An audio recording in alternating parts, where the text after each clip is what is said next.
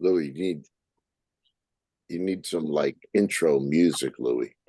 All right, ladies and gentlemen, back on the radio show Brain Food from the Heartland. And I am just delighted. My co-host this morning, Jeff Mamula. Jeff, good Good morning. morning, Louis. How are you? No, once again, Well, Louis, we need to get you some like bumper music or something, Louis. I've had, I was just thinking the other day of the different songs that I would open the show with. Of course, originally, it was a punk version of Louie Louie. I can't remember what band did it. And then Tom Waits, "Step Right Up." Oh, You step know that right up. song? Step Oh Right yeah, Up. most Right up. definitely. Yeah. A Tom number. Waits is awesome. No, Yeah, I that's a love good Tom. one. Yeah, We'll that was a bring good back Tom open. Waits. It was a good open, and a number of others. Christy, good morning to you. Good morning. So introduce yourself. I'm Christy Peters. I'm the Regional Communications Manager for the American Red Cross Northern Ohio region.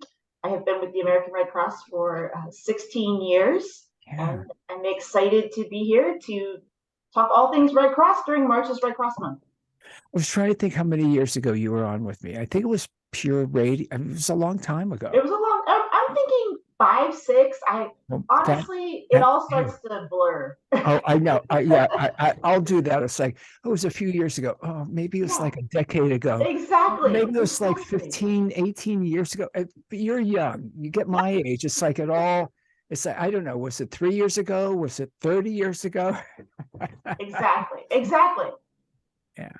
Jeff, do you ever have that experience where you think it was like more recent, then you start to realize it was like many years ago? No, I thought about that the other day, and once again, my sister and my brother-in-law will be celebrating their 50th wedding anniversary. And Wow. again, it's like, oh my Lord, where did 50 years go? And it happens, my sister about once a year during March will post a picture of me attending her wedding, of course, dancing with the bride 50 years ago. I'm in eighth grade at the time. And so 1977 was blue leisure suits. Wow. So my Yes. sister will part, and I am crying because my big sister's leaving me, and I'm Oh, crying. So she posts this picture all the time just to tease me. Friends will reach that's out and say, cute "Hey, though. you still have that leisure coat?" Oh, that's But cute though. You oh crying yeah, it with your was wonderful. sister. So Oh, yeah, and as far as time reference, Louis, and I'm sure we all have it too. I can remember that day she was married on St. Patrick's Day. We got happened to get like a foot and a half of snow, so people couldn't come to the wedding reception and everything. I don't might not remember something 2 weeks ago, but I can vividly remember things 50 years ago. yeah. People will say to me, where's the time go? And my answer these days is away. It went away. It's gone. Gone. Christy, you don't get it. You're so much younger. No, I have a son and he is 7, and I cannot believe he's about to finish first grade. And I feel like we just did we're just getting ready for kindergarten. So it's starting to fly. And then they'll be graduate. Right? It goes so quickly. It goes Yes. so quickly. What was your path to the Red Cross? So I started at the Red Cross, and I was doing what we would call kind of inside baseball biomedical communications. And when I started, I focused solely on blood. So I talked a lot about donating blood, the process, blood drives, just all things blood. And then about 2 years ago, the American Red Cross did a national initiative, which I was fully behind, thought it was a great idea to bring our communication teams together. And we had someone who was talking all about disasters and fundraising and all of those things, and I was talking about blood.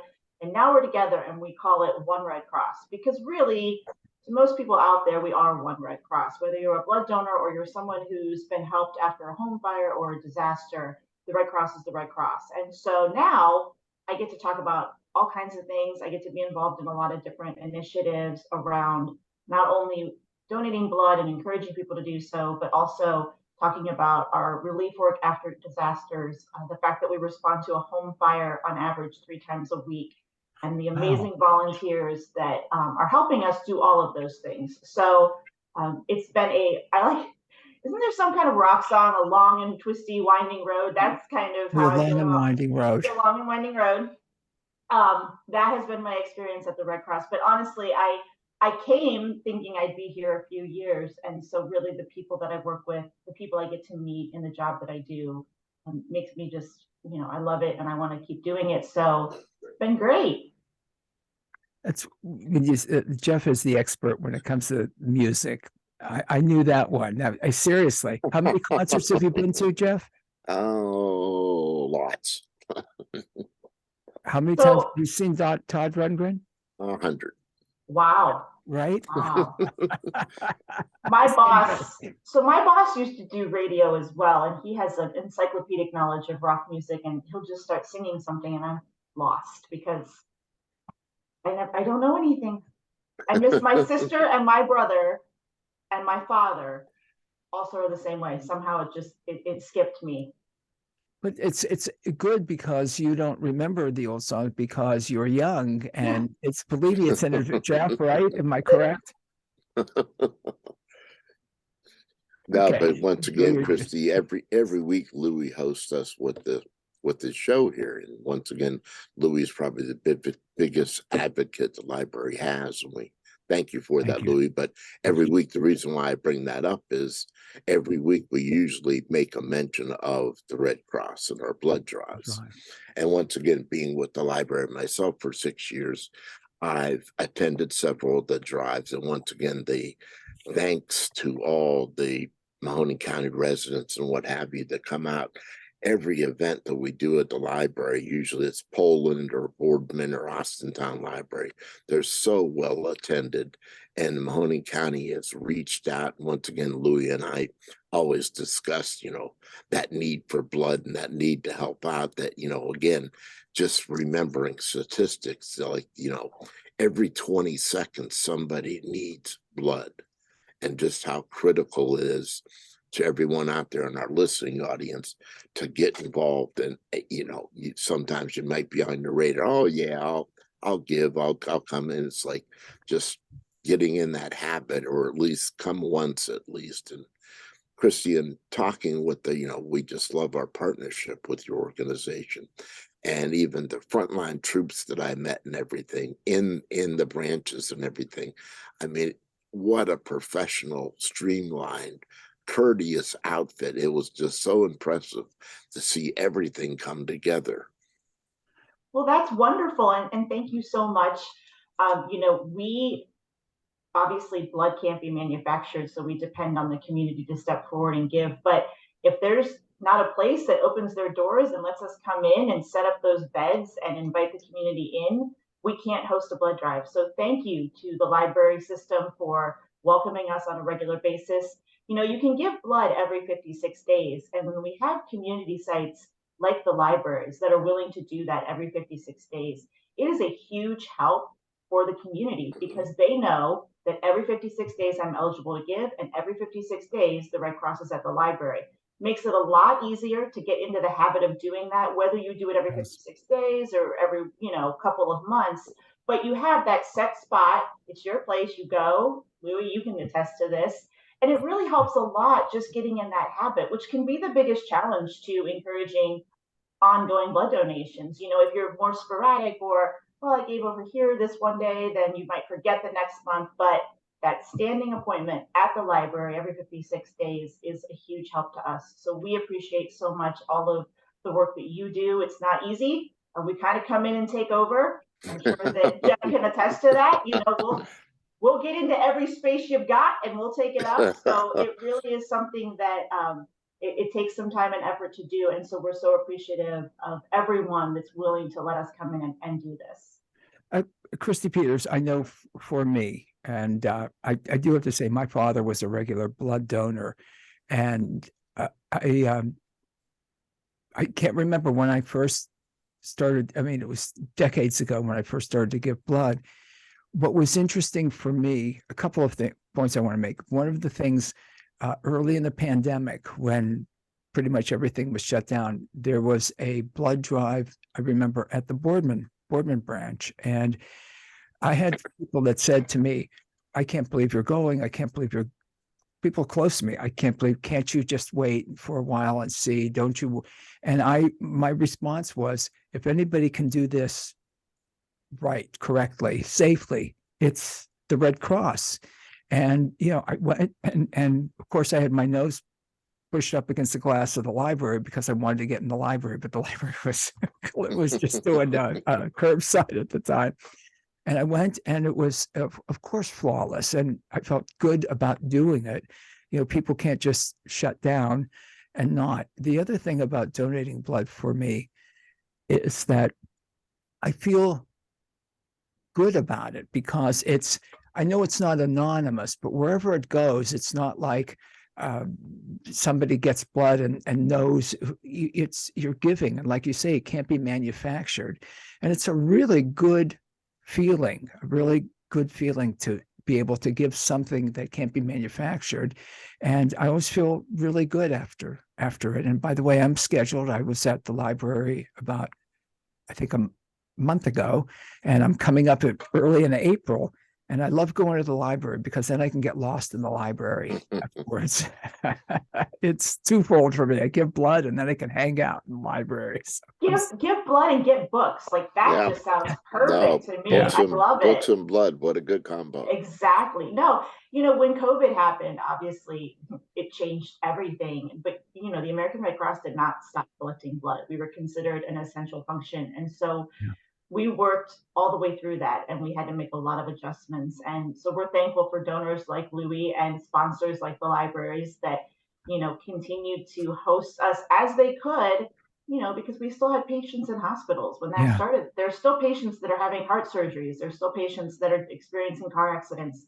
The need for blood doesn't stop despite disasters, pandemics. And so, it's important for people to remember that. I think that people assume we have this stockpile that we just dive into whenever there's, a need. And blood is also finite. Red blood cells only last 42 days. Platelets, which are a component of your blood that you donate, only last 5. So that need is constant. It has to be replenished. And as we've talked about, it can only come from volunteer donors. And my audience knows I'm a bit paranoid. I don't like to download apps, just kind of, unless I have to, or unless I need to, or unless it's and I've had the Red Cross app for years, and it's great because it'll tell you the blood journey. And again, they'll email you about your blood journey. If you don't want to do the app, you can schedule on the app. It makes it so good. And then you always get an email and of course a notification on your phone if you have the app about where it ends up, where the blood ends up, and where it saved lives. And I would encourage people to download that app or schedule a blood. First timers, again, I'm going to say they do such a wonderful job. The phlebotomists, the people that draw the blood, everyone is always really, really nice. And they're so good at what they do. And again, no filter between my brain and my mouth. Here it comes. I've gone through some medical testing, and generally everybody's really, really good. But the way the people draw at the Red Cross is phenomenal. It's like, oh, it's in already. Oh, and it's painless. I said the same thing. I've had to get blood work, and I always say, I wish the Red Cross people could just do all my doctor's appointments too. It just always seems to go better than when I go. No offense to my doctor's office, but yeah, no, they're absolutely wonderful. And if it's been a while, or if you've never done it, please let us know that. We'll be happy to walk you through the process, let you know what's happening, explain everything that's coming. I think a lot of times, like many things in life, we build it up to be a lot scarier than it actually is. So just taking the leap, doing it that one time, letting us know, and preparing for an appointment. I think that's a huge part of having a successful donation. Christy, can you talk about that process just briefly? Absolutely. As far as preparing for it? So it's really important, if you're going to donate blood, to make sure that on the day of your donation, you're eating a healthy breakfast or a healthy lunch, depending on when your appointment is. Drinking lots of extra water, and you want to start that a few days before. Not only does that make sure that you have a good experience, but that actually kind of sounds weird, but it makes those veins come up a little bit, makes it easier for you to donate, also makes it go a lot faster. And then afterwards, you're not running any marathons after donating blood. You now have the perfect excuse to lay on your couch, catch up on whatever show you've been binging. You can take it easy, keep drinking that water. But when you come to donate, it takes about an hour from start to finish. You're going to come in and we're just going to ask, as Louis mentioned, you can use your app as your donor card. All your information is in that app. So if you don't want to grab a card or have to take your wallet, it's all in the app. Or you can just show your driver's license. We're going to ask you to read some information, and then you're going to go into the health history. This is where you're going to answer various questions about places you've traveled, medications you might be taking. There's also a new process called Rapid Pass, where you can answer all of those questions ahead of time on a computer or on your phone the day of your donation. So when you go in, all we're actually going to do with you at that point is check your blood pressure, take your iron levels, make sure your temp is good. It's another cool thing that you can keep track of in the app. All of those health results will come into the app after your appointment. So it's a really nice way to kind of just have those all in a row over the course of giving, so you can kind of have your health history with you. And then the part everybody's always so worried about is actually the shortest part. Your donation takes about 10 minutes, and then you're on to refreshments, cookies and juice. Best part of the whole thing. My personal favorite, the Oreos. I'm an Oreo fan. I think they're great. Apple juice, orange juice, water. Sit down, relax, and then you're done. You've helped save up to 3 lives in about an hour. And again, it's really a simple process, and it's so important for the health of our community. Christy Peters, I frequently write notes on my hand. People will always say, I've done it for decades. People say, let me give you a piece of paper. And There's it's like, paper. first I have to remember, Come on, bud. first I have to remember I have a piece of paper with a note on it. Then I have to remember where it is. This way, before I get in the shower in the evening, it's like a checklist for me. So I always, and I do it. I know this freaks people out, but I do it I have had instances where I have not hydrated well enough. So like I put with permanent marker, with a red or black H2O.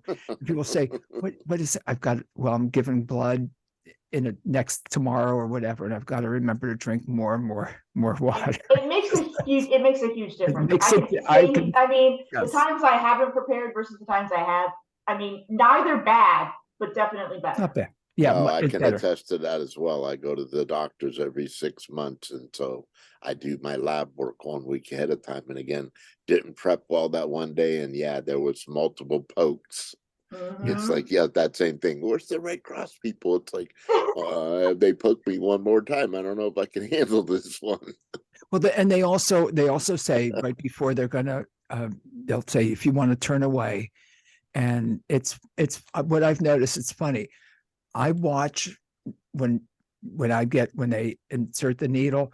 I can't watch someone else when they're inserting the needle. On myself, it's fine. It's like I'll avert my eyes if somebody next to me or whatever. Nope, I'm a non-looker, Louis. I'm a non-looker as well. I had to look away. I'm sorry. It's my own blood, but no thanks. I don't want to see it. I get it. I'm interested these days. I don't know what it is. But again, and at the library, so anywhere that you're drawing blood, anywhere that the Red Cross has a blood drive is great. No, but Christy, go ahead and speak to the library. Once again, Christy, just speak to the thing that once again, just automatically think of the Red Cross, and the Red Cross has been around. But can you speak to some of the other issues you briefly hit on too, in regards to just how much the community relies on Red Cross? It's just not a blood thing. And again, that disasters or anything, and how can me as Jeff Mamula or Louis and anyone of the listening audience, how can we donate or help in other ways other than blood? The American Red Cross is always active in the community doing a variety of things. Every 8 minutes in the United States, the Red Cross responds to a disaster. And I mentioned earlier that in Northern Ohio, we respond to about, on average, 3 home fires a week here in Northern Ohio. People don't realize that when a home fire happens, often, the fire department, of course, is there, which is amazing. Our first responders are great, but the Red Cross is usually second or third on scene, and we're there to make sure that those individuals have a place to go immediately. So we're providing immediate resources, such as a place to stay. We're giving them financial assistance if they need to get a hotel or something like that. And then of course, we're following up with them in the days after, making sure that we connect them to community resources that can help them. So we've actually seen, unfortunately, several fires across the region recently in Toledo, in Northern Ohio, and near Cleveland, apartment fires affecting a variety of families. And volunteers are the people that make that happen. They are the ones that wake up at 3 a.m, go out to a fire, help that family, and then are connecting with them on a regular basis. 90% of the work that the American Red Cross does is done by volunteers. So we have our disaster responders. We also have volunteers that are teaching life-saving classes. So these are the people that are helping the community learn how to do CPR, how to use an AED, first aid skills, so that if you're in an emergency, that you can help and have those skills ready to go until emergency responders arrive to help. So just a lot of different ways people can get involved. We still have our service to the armed forces. I think people a lot of times think about that as something that happened back, several years ago, but the Red Cross is still connecting armed services members with their families back home when there's an emergency or something is needed.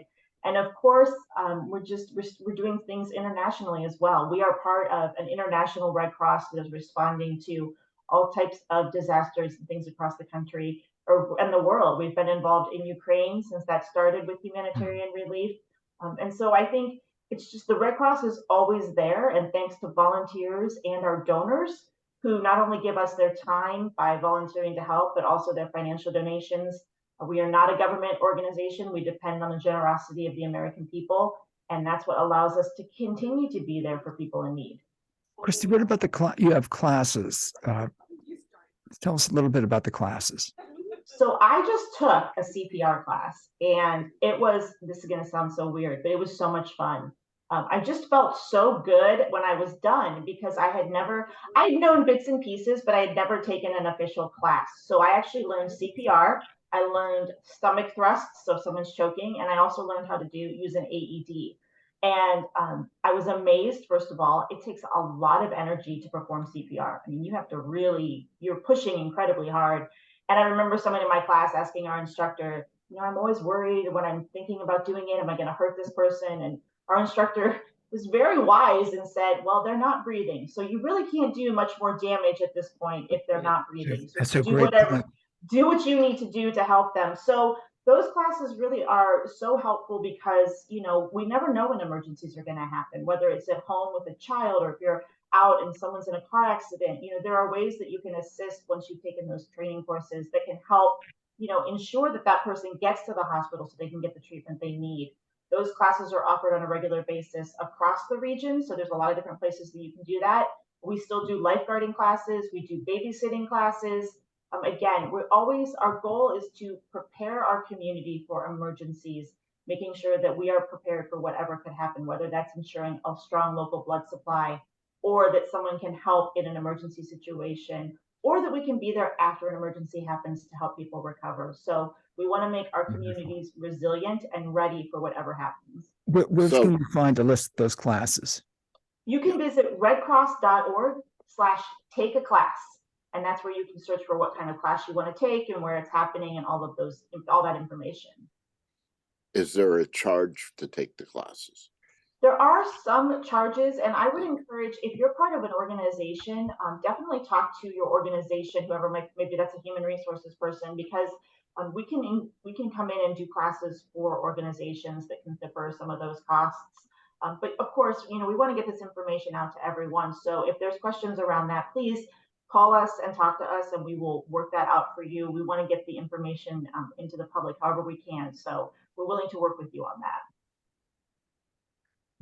Guys, I'm already looking up the classes. So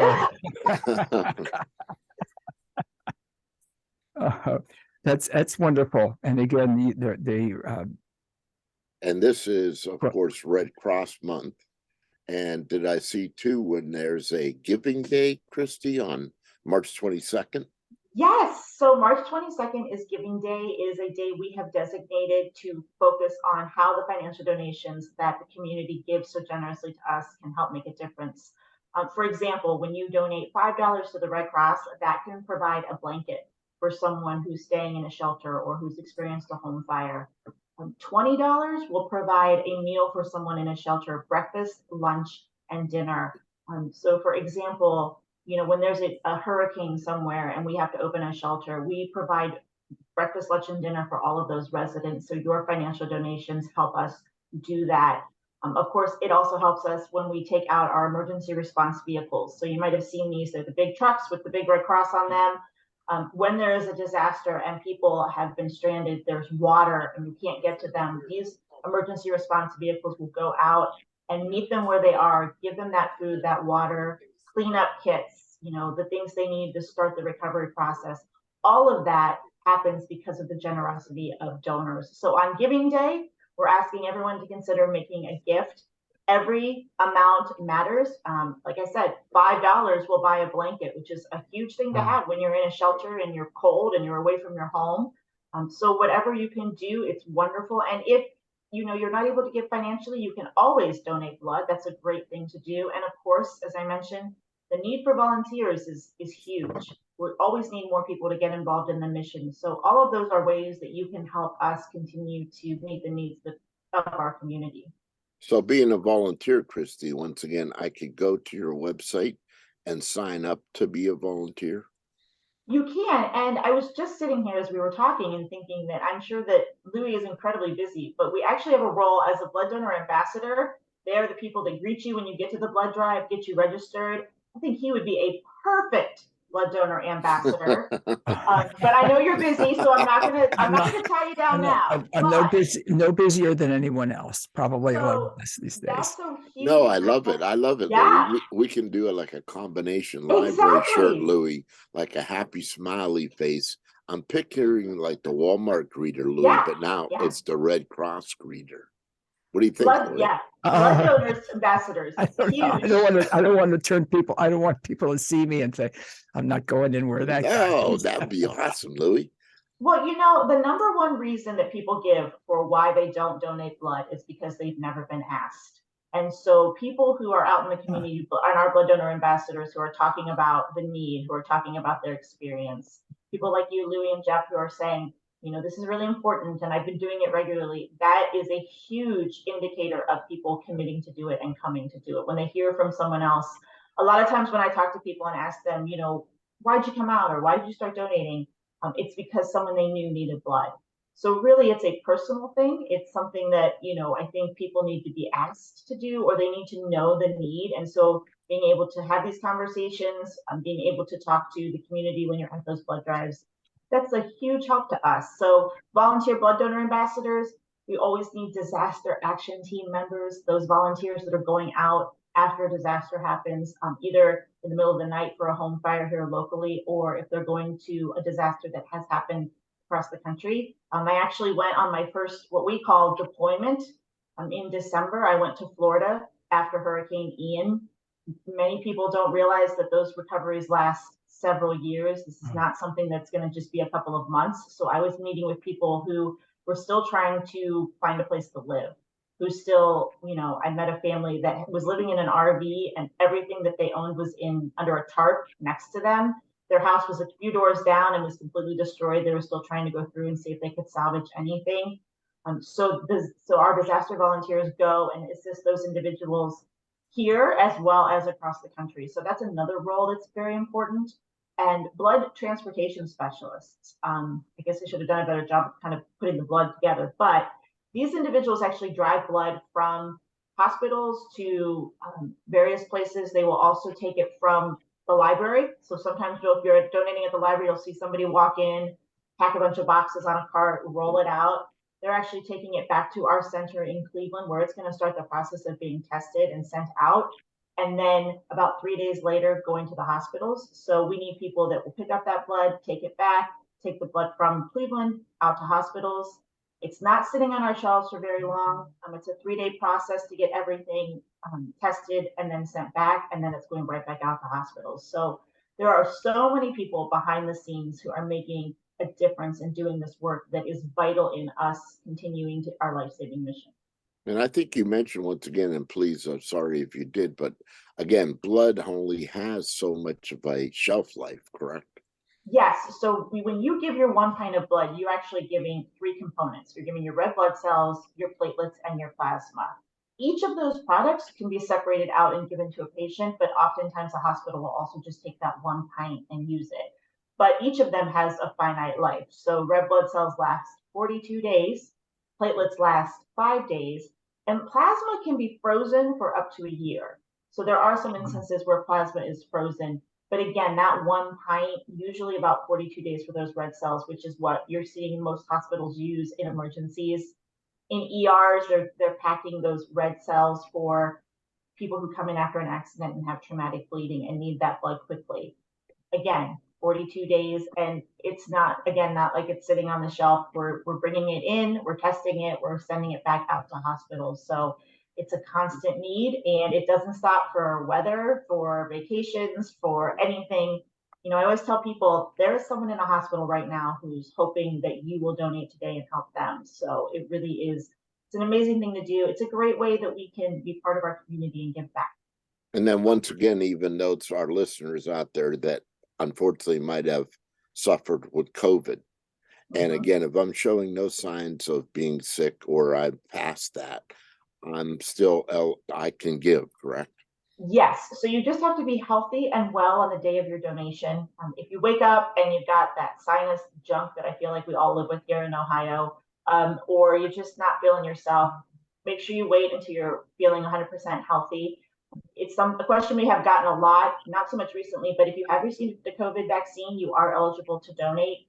We just ask that you let us know which vaccine you received. And again, as long as you're feeling healthy and well, come on in and give. We just want to make sure that you're healthy so that it's safe for you to give as well as safe for the patient who receives your blood. One of the things you were saying about the blood pressure and the iron test, I found on the app, I didn't realize that it's great for me to, I'm able to track blood pressure. When it was a little higher, a little lower, whatever, that I can go way back on the app. I didn't realize that until recently, how far. I know they do it on the day, but you can go back and compare. It's great. I call it like a mini checkup. You get the Exactly. pressure, you get the iron tested. It's amazing. I've heard some stories from donors who've said, I came in to donate blood and they took my blood pressure and they said, they listened to it, something wasn't right. They encouraged me to follow up with my doctor, and the doctor had an issue, and the doctor was able to, help them. But again, because they went to donate blood, got that check, and the person, their health historian, said, something's not right here. You need to talk to your doctor. Again, another way that you can just, keep track of everything is, as you said, Louis, it's in there for a while. We'll keep a lot of that information for you. And it's just another way to just make sure you're also staying. Yeah. And again, once again, we talked about earlier, just one, if you've never given before, and sometimes that just it's being scared. So one, does this hurt? What if I'm a little sensitive to scared of needles? Tell me about that, Christy.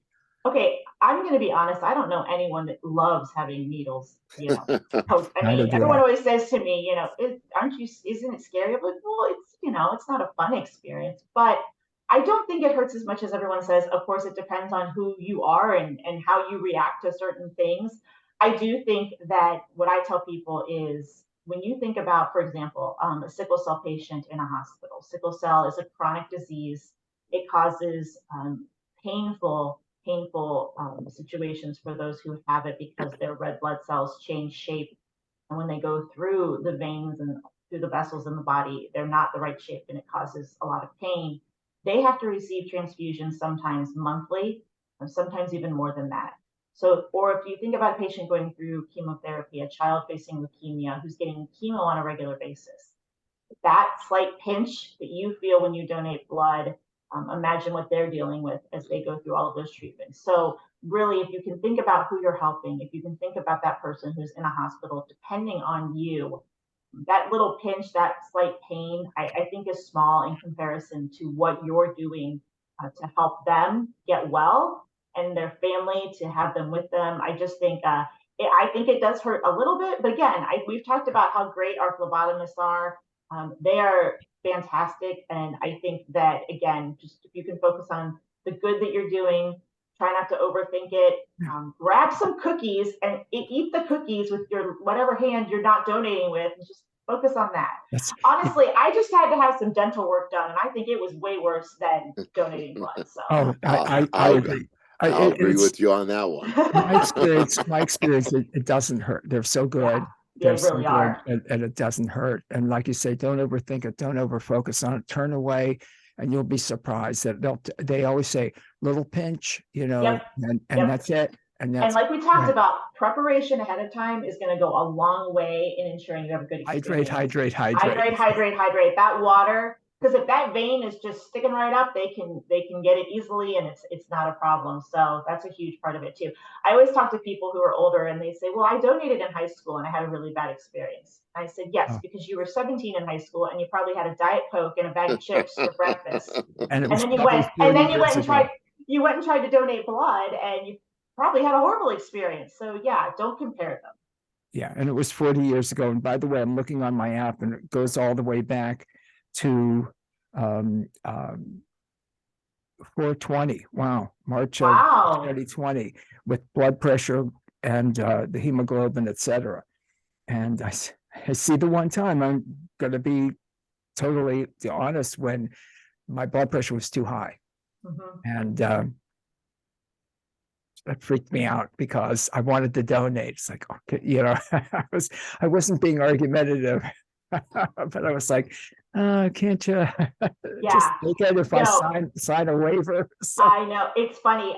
The number of people who say to me, I can't give, and I really want to give, and can't they just, and we're taking care of you. Like, the last thing we need is someone, a great donor like Louis, having, some kind of reaction. So ultimately, it's about your safety. It's about ensuring that you're okay to give. I've been deferred a couple of different times, and there are a lot of people out there who can't donate blood based on they're taking a medication perhaps, or they're dealing with some other health issue. And so that's why we talk about volunteering. That's why we talk about these blood donor ambassador roles. That's why we talk about disaster action team members. There are lots of different ways that you can give back into our mission. Even being an advocate. Hey, I can't donate, so I need you to come with me and donate on my behalf, because I can't do it, like that. and it's needed. So, get your family involved, get your friends involved, make it a day. Hey, you go donate with me. I'll treat you to lunch after. We'll eat big fatty burgers because we lost that kind of blood. So we can totally justify it.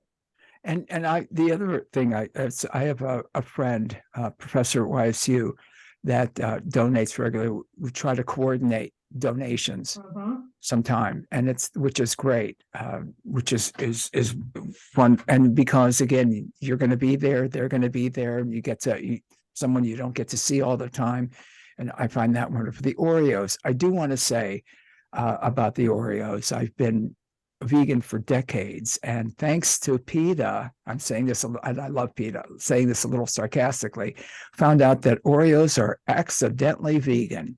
The regular Oreos, good. The regular Oreos that I don't know about the other ones, but the chocolate cookie with, I would have never thought that. And of course, the first day that Ingrid Newkirk from PETA was on with me and said that about Oreos, I think I went through a whole package that night. It was like, and I know they make them now. Certain companies make them vegan so or whatever. now I'm doing my vegan part, Louis. I just had 12 last night, so I'm okay.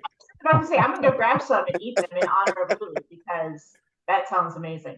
No, Christy, then you mentioned after it, I get to go have a fatty burger too. So I like this. I always say, I talk to other people and I say, either have the burger after, or if you're like me, sometimes I struggle with my iron, I'll do it before, because then it helps my iron levels go up. So there's a lot of different foods that you can eat.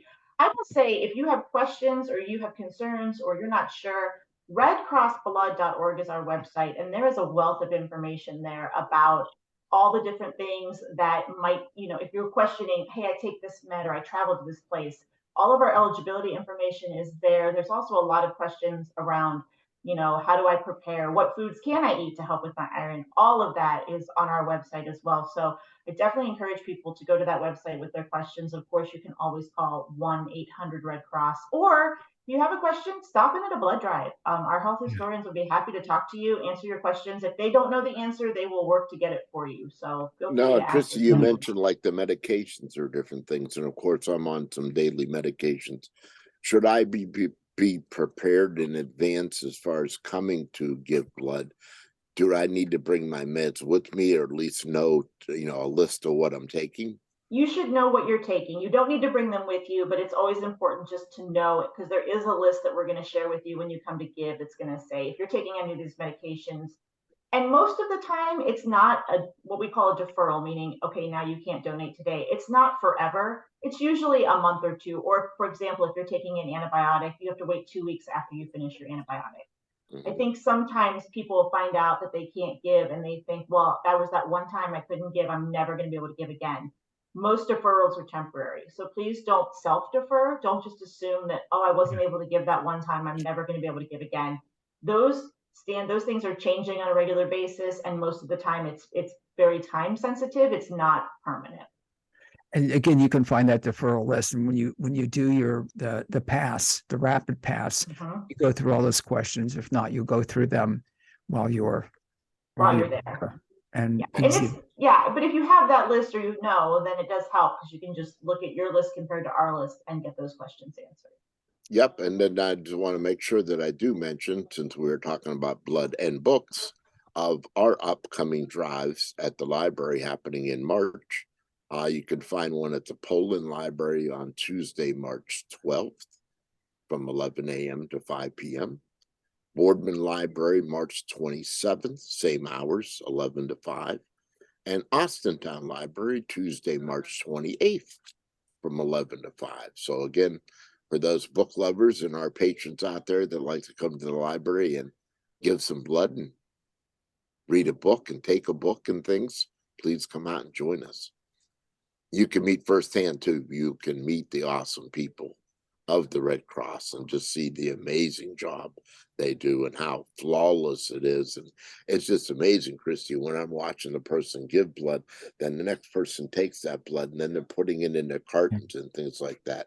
Then you said, Lord, that's shipped off to Cleveland to be tested. And once it's tested, it's going out wherever it's needed, correct?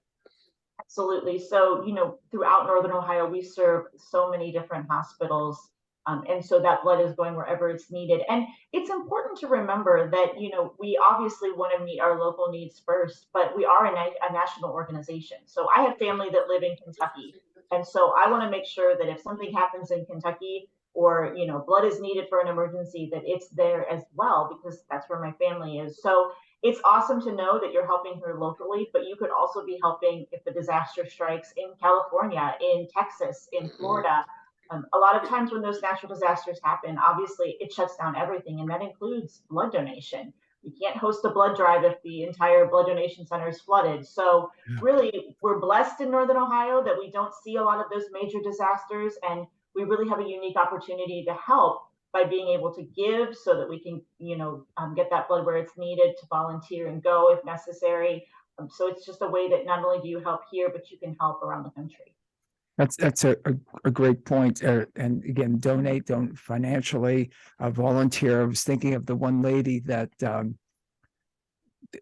greets you and goes over some stuff. Is that the ambassador, or? Yes, that's the blood donor ambassador. Okay. And Christy, she has made she had little like hearts, a pin like you could wear, that she crocheted, I think is what it is, and was giving them out. And it was precious to me.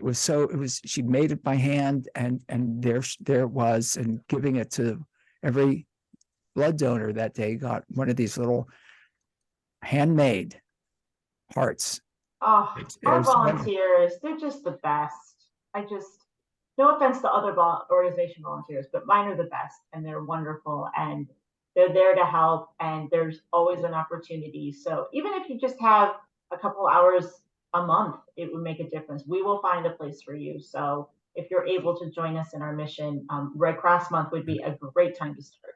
And I believe it was somewhere on the wall behind me. I probably can't find it right away, but I feel like that wall is kind of like a Where's Waldo book. If I get really close to my screen and I just keep staring, eventually it's going to pop out at me. What were you going to say? Now, Christy, I think that let's carry on this thing with Louis and being the greeter. It'll be like we'll follow. No, Louis will have his blood buddies. Yeah. Yeah. Yeah, that's a good point. Thanks for that. I'm going to get you out there, Louis. Yeah, and I could maybe donate the same. Well, I can't if I'm going to be working it. Well, you could do it at the Do beginning of another your, day. the end of your shift, maybe. Yeah, that's You a could do your first part ambassadoring, and then you could hop on the bed and on your way out the door donate. on my way out the door. That's great. I feel a lot of pressure. I'd like to donate. I don't know. Like I said, I don't know what Yeah, I kind was of just food gonna say, recommend.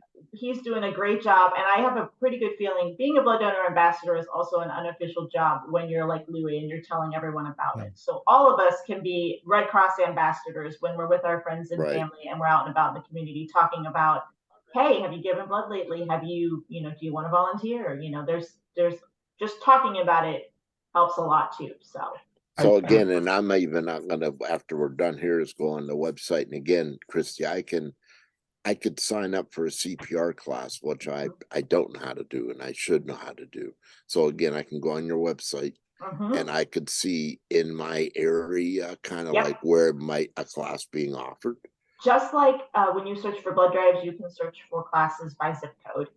Okay. So, and if you don't find what you're looking for, or let's say you get a group together and you want to do a group class, there's other options for that. So you can always follow up with us and we can set up something specifically for your group. I do want to mention that Professor David Solomon, obviously a professor and incredible author, loves the blood and books thing. Blood and books. He loves that. Shout out to him. And sometimes I say, where else are you gonna get an hour just to sit? Where no one's bugging you, no one's allowed to ask you to do anything. Point. My kid can't ask me for his 12th snack of the day. I can just sit there and grab my Kindle and read my library book because I've downloaded it from Libby, which is the greatest thing ever. Oh, thank you for that endorsement. I live for my Libby app. I mean, I've got like 4 books right now that I'm on hold and I'm reading one and it's the best. And you can have Libby through our library. Libraryvisit.org. Libraryvisit.org. Christy, we have to have you come in town. Can you do a testimonial for us? I seriously, it's so awesome. It's so strange. I'm a night owl. My husband is a morning person. And so he usually goes to bed way earlier than I do. And so I sit there on my Kindle for a good hour and he'll see me and he'll be like, don't stay up too late. Cause he knows I'll read till 2 a.m. and then I'll just be a not nice person that next day. But yeah, I can't imagine you being a nice person. No, once again, that Libby and the Hoopla folks in Libby, and once again, they have really cute ads that like when you have a planning question and it's 3 a.m. in the morning, where do you go? Yeah, absolutely. Go to that Libby app. And you can get it everywhere. So it's on my phone, it's on my Kindle. Yeah, I know I'm supposed to talk about Red Cross, but I'm sorry. No, we appreciate that. I love my app. That's wonderful. And again, Red Cross, they can call, correct? 1-800 Red Cross. 1-800 Red Cross. If you want to schedule an appointment that way, redcrossblood.org to search by zip code for blood drives happening in your area. There's always the app you can download that's for free, and you can get that wherever you get mobile apps on your phone. Or if you happen to be driving home and you see a sign out in front of a building and you have an extra 40 so minutes, or you just decide, hey, I can do it today, come on in. We take walk-ins as well, and we'll try to get you into that schedule as quickly as we can. Yeah. Awesome. Christy, can we touch base with you again, maybe like summertime, and do this again? Absolutely. Summer is always a challenging time for blood collection because we all, in Ohio especially, realize that it's nice out and we just run away from, we're out busy running around and going on vacations and doing all that. And unfortunately, we're not giving. And high school and colleges aren't in session, and they're a huge part of where we collect blood. That's a good point. Summer sounds great. That's a really good point. Again, I want to thank you, Christy, for all the work you've done, for doing the gig with me before. We'll do it maybe more regularly now. I would love it. And Jeff, my co-host, always the best. always the best. And a reminder to our listeners and everything, Louis having us back again this coming Wednesday. Monica and Julie from our HR department are going to be talking about working at the library and what goes into that. So excellent. tune in again on Wednesday. libraryvisit.org for Louis, more. you're the best. Christy, Cross out. it's a pleasure. You're the best, Jeff. You're Yes, the thank you best. both. This was And wonderful. I Christy, really thank you. appreciate This it. is great. This was great. Thank you. Thank you so much. Folks, again, I would urge you to get the app. And everybody knows how strange I am with my, I don't want to call it paranoid, my concern about downloading